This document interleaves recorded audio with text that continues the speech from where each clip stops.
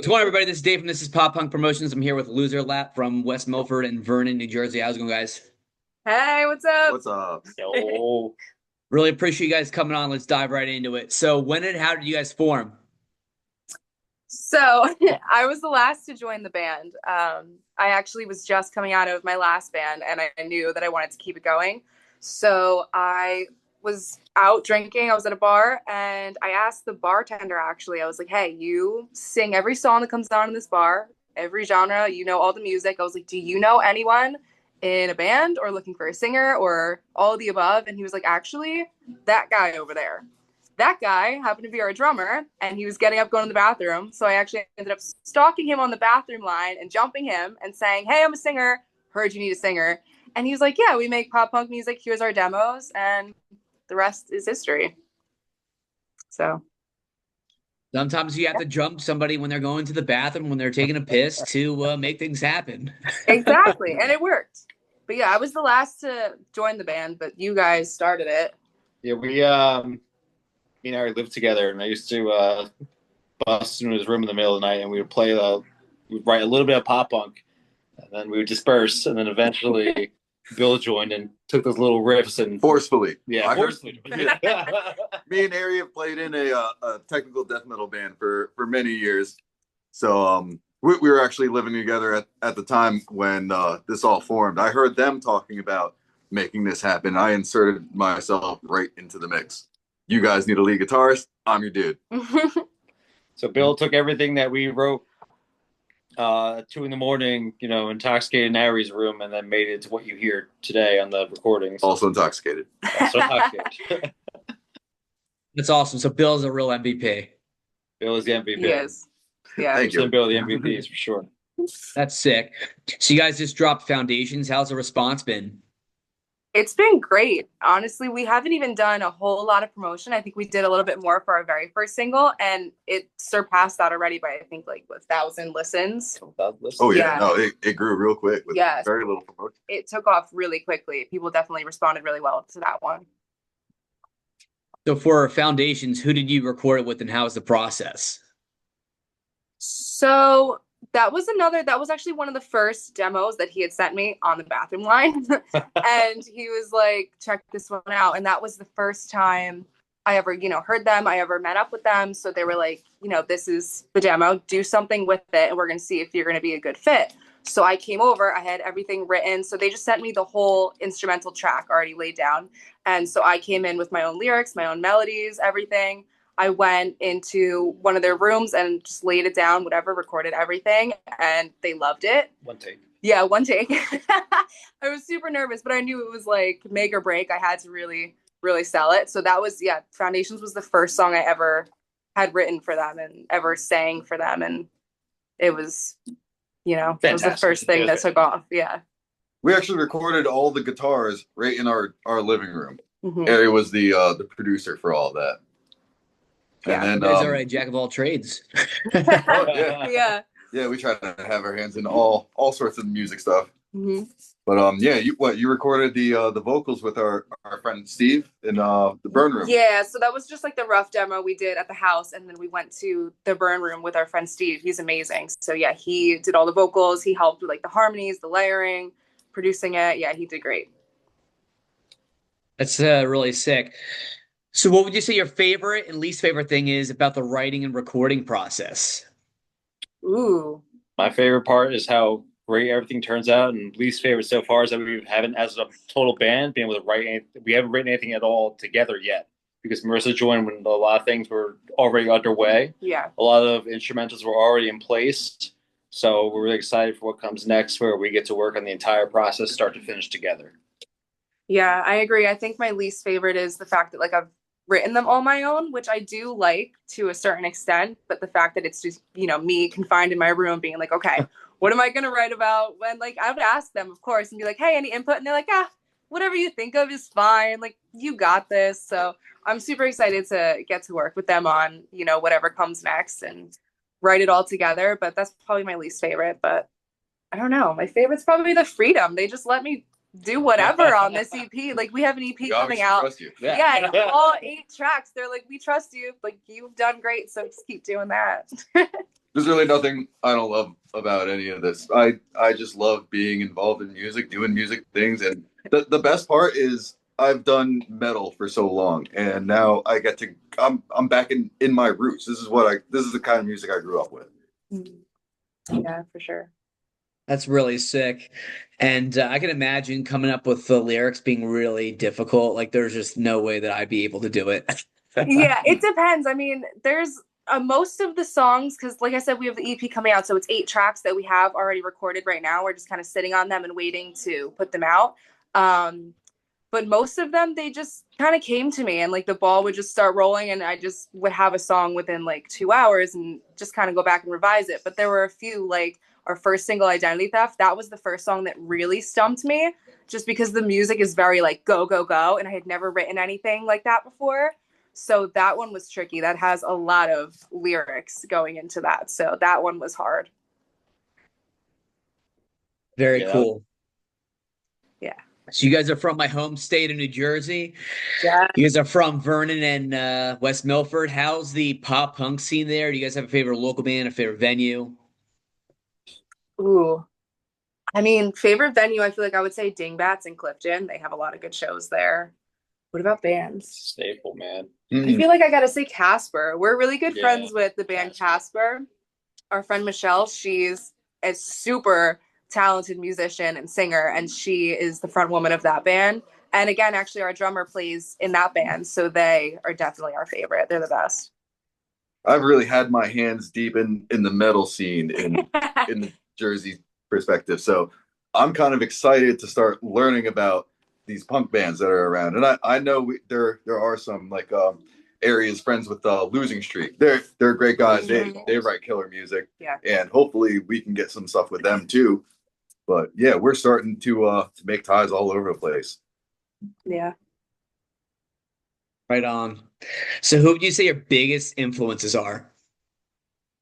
Well, I have to say Paramore. Hayley Williams is obviously the biggest inspiration. And I've gotten compared to her a few times. I'm like, I don't know if I really hear it. I obviously love that compliment, but I've also gotten Amy Lee. So Evanescence is definitely super big with me, like vocal wise.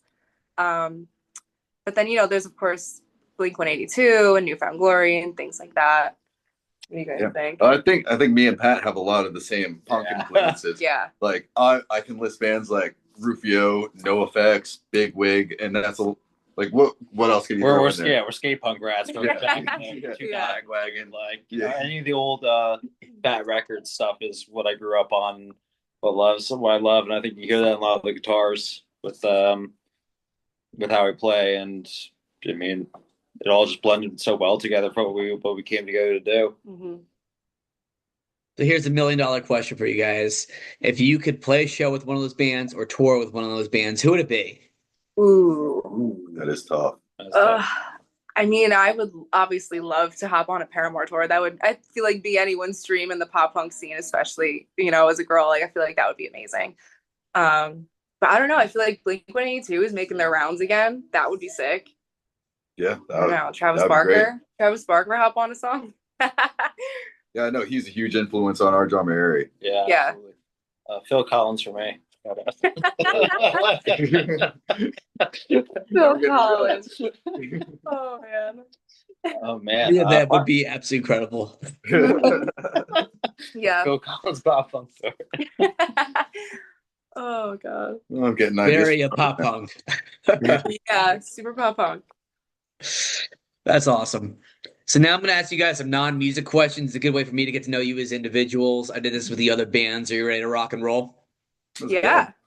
All right. First one, favorite book.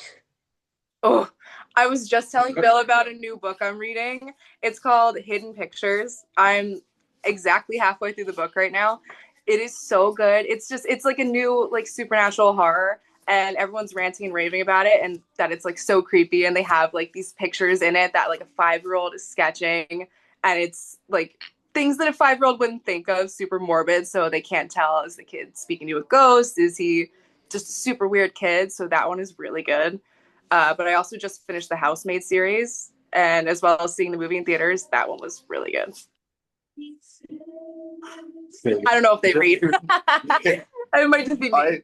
I take great pride in my reading ability, but I haven't actually read anything in a long time. Yeah. I have been slacking in that area. Oh man, on my end, probably a book called Guns, Germs, and Steel. That's a I don't know, a history dork, bro. Miss Ghost Talker. I don't know. History book. Yeah, like boring books. I don't know. That's Oh man. Appreciate the honesty. Hmm. That's awesome. So if you guys were stranded on a desert island, what 3 items would you want to have with you? Ooh. Definitely a guitar. Yeah. yeah. I would definitely have a guitar. Guitar. Yeah, that's stress for all of us for sure. Yeah. Beyond that, that's tough. I mean, something to listen to music with. I feel like I don't want to be basic and be like my phone, but like all the music is on our phone these days, so it's not like, you ask me in the 2000s, I'd be like my iPod Nano, like something. My second item is a carrier pigeon, so I can get off the island. Okay. All right. Well, then you're gonna need pen and paper. No. Oh yeah, that's 4 items. So scratch guitar, carrier pigeon, and paper. Leave me there with the guitar. What else? Ooh, that's a good question. What else would you need? I don't know. I feel like you'd have to say your phone. Maybe like a boat. Go for some boat ride. I guess I wouldn't go. I wouldn't be stranded, but like you could like chill. I don't know. Some drinks. Yeah, some drinks. I don't know. Oh my god. That's hard. Those are some solid ones. Yeah. We got some answers in there. Very cool. If you guys had $1 million and you could donate to any charity, which one? Ooh. I don't know. Yeah, just one. That's You can tough. split it up. Yeah, I would definitely want to split it. Probably a lot of musical charities do a lot of fantastic work Yeah. to bring that access to people who wouldn't have it otherwise. Yeah, for sure. My suggestion. Yeah, I would definitely want to spread that around. I agree. It does so much to build community and teach kids how to, work at something and make something. So I think that's the way to go. And express themselves and get to relate with other people. That would be cool. Yeah. One day. Very cool. Yeah. All right, so last question. What are some places in New Jersey and West Milford and Vernon that visitors should check out? Give a shout to plug. Yeah. Action Park, but it's now called Mountain Creek, but it is definitely a very poppin' place in the winter. Yeah.